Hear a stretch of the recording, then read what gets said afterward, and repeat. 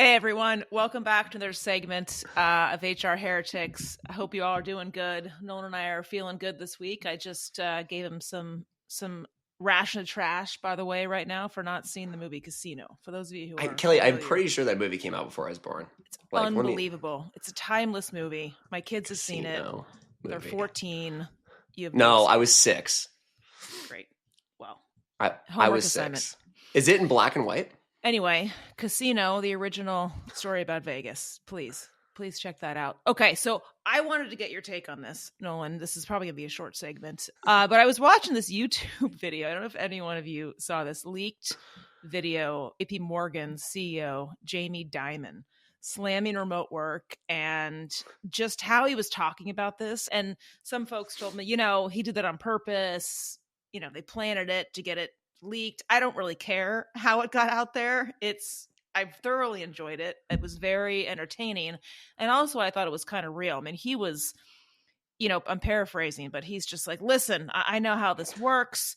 I'm on Zoom. You're all on Zoom. You're not even paying attention. You're fucking texting each other. You're texting about me, what an asshole I am. And you get work done. You don't get work done. You go to meetings you don't need to go to. Like, just went on a rant, and I really would love everyone to watch this because it was entertaining, but also it's true. I mean, he literally called out. It still happens. People are slacking each other during meetings about the person talking. It's crazy out there, and I think it ties into these expectations of work, Nolan, and how we were, maybe 10 years ago, how it was the past 4-ish years, and how it's swinging back pretty quickly. I mean, yeah, I'm an interim at Quizlet right now. I go into the office. I'm required, mandated.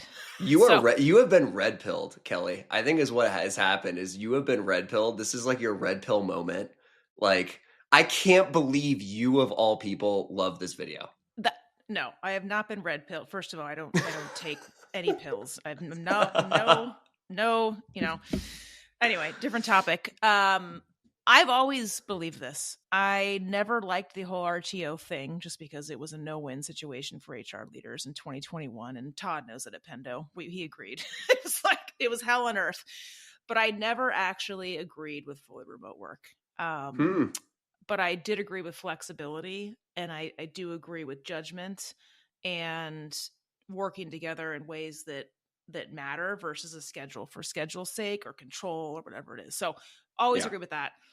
And everyone knows I love workplace like dynamics and the silliness. I mean, it's like an episode of The Office. It's hilarious. Yeah. People are on Zoom, right? They're t-shirt, t-shirt and a tie, and then like boxers in the bottom. They're slacking people. That's how it works. That's how humans work. So true. And I thought that Jamie called it out in actually a very entertaining yet accurate way of how this stuff works. It could be on TV. It could be an episode. Okay, so here's my view of the world. One is, I don't know this for sure, but I'm pretty sure he had a plant that recorded this and made sure the world saw it. That's my view. There's no way, like, when Jamie Dimon says something, he doesn't know it's being recorded, right? Like, secret audio leaked. I was like, get the fuck out of here. This guy wanted this shit to go public. So that's thing one. Thing two, I posted the audio on LinkedIn last week, Kelly. You did? It had 450,000 impressions. It's unbelievable how much the RTO thing riles up the population. And here's my learning. So, all right, so I'll go back to my time at DoorDash. Okay, so at DoorDash, we were all in person. We got to like 250 employees. And then we just couldn't hire super, super senior, like L8, L9 engineers. We just couldn't do it for our lives. And there was many reasons why, like we were paying under market and all this other shit. But the other thing is like the talent pool for that person is very small, right? And so I made this articulation to Tony and to Andy, who was our CTO at the time. And I was like, look, there's only so many of these people. They're all paid like, drug dealers. And if they're going to come work at DoorDash, we got to offer them something that they're not going to get anywhere else. And so my view of the world is like, if we opened up the talent pool by saying like, this is the one role in engineering you could be remote, then it might work. Like, let's test it out. We ended up hiring this dude who was like living in Hawaii. I think that guy's like still working there today, right? It worked out fucking awesome. The takeaway though is that everybody thinks they're in this like top 1% category. They all think they're the best. And if you look at the distribution of performance, right, there's only like 3 to 5% of people who are in that outstanding bucket. And then there's fucking everybody else. So like clearly 95 to 97% of people are completely wrong about how the company views them and specifically their skill set in today's marketplace. And COVID, it just warped everybody's mind. Just because you can work from home doesn't mean an employer has to employ you working from home. If they say we stand for in office 6 days a week, then you have every right to say, fuck it, I don't want to do that. But guess what? More and more employers are at least saying in office 3 to 5 days a week.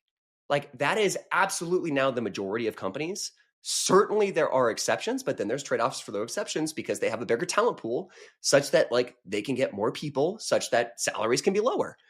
This is the big moment I think we're in right now, just like as a society. Expectations have to be reset. And I think the reason Jamie posted this clip on purpose and was intentionally recorded is because he wants it to be very fucking clear that if you come and apply to JP Morgan, this is the culture you're going to work for. Yeah. Well said. Hey, everyone. We'll be right back in a moment after a word from our sponsors. I must admit, I used to believe that AI didn't actually exist in recruiting or HR. That is until my friend Heather Doche, who leads talent at Signalfire, told me to check out Metaview. I got into the product and was like, wow, AI actually does exist in recruiting, and this product is sick. Metaview is the world's #1 AI scribe built specifically for recruiting. Their AI records and transcribes hiring conversations, like intakes, interviews, and debriefs, then provides perfectly summarized notes of everything that was discussed. I've seen firsthand how tough it can be to extract consistently high-quality data from candidate conversations. I've been in debriefs where interviewers told us about their feelings instead of what actually happened in the interview. And I've seen VPs and CEOs block hires because they didn't learn anything from skeleton scorecards. Metaview changes everything. With perfect notes from every conversation, your people can focus on creating a human connection with candidates, and they can save time on the busy work of cleaning up notes after every interview. But it's so much more than just a time saver, because perfect notes means perfect data. For every candidate and every pipeline, hiring teams can make confident, informed decisions, and talent leaders can finally take control of the interview process. Metaview covers all your compliance needs, works with all your existing tools, and takes less than 3 minutes to set up. Join talent leaders at organizations like Brex, Deal, HelloFresh, and Quora, and check out Metaview. Head over to metaview.ai/heretics to talk to one of Metaview's product experts. Tell them that me and Kelly sent you. Or you could just go to their website and get started for free. You'll be up, running, and AI-enabled in minutes. I think my last two comments, in all seriousness, because I said I found the clip humorous. It is funny and entertaining. But in all seriousness, to disagree with you, yes, everyone kind of got this entitlement and mentality and working from home.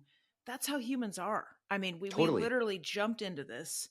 Everyone was at home for, years.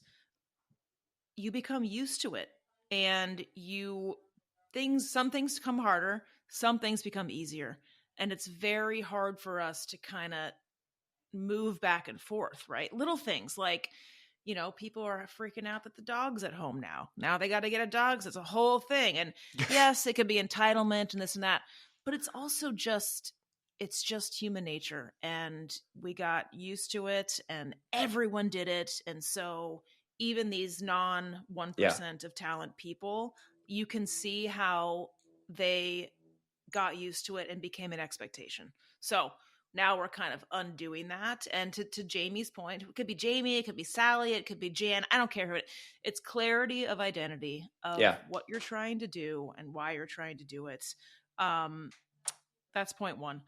My second point to his other humorous comments about people, fucking around on Zoom and texting each other about the person it's so talking. true. It's so true. I mean, come on. I've done it. Everyone's done it. Do you know what the anecdote to that is? I swear on all of this stuff is leadership. Do your employees trust you? Do they believe you?